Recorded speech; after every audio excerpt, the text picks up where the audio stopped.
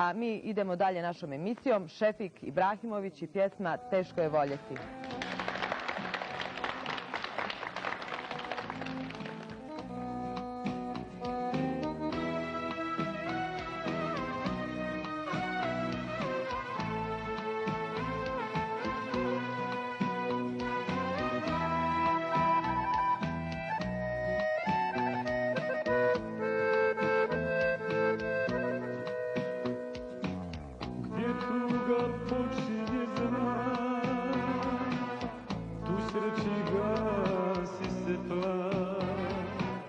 Još pamtim dodir nje.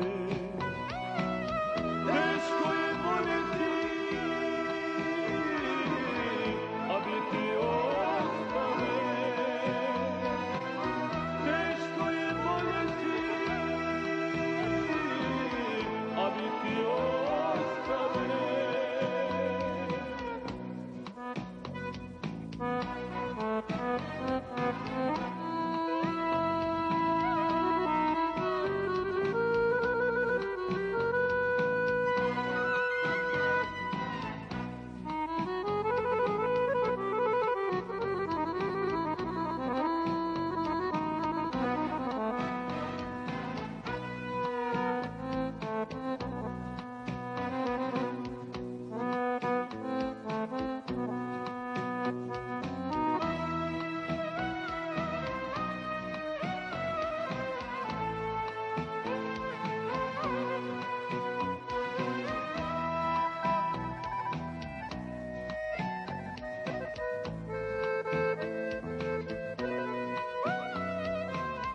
Ja nisam kriv za kraj, ja mrzim ljubav znaj, bez tebe svaki teren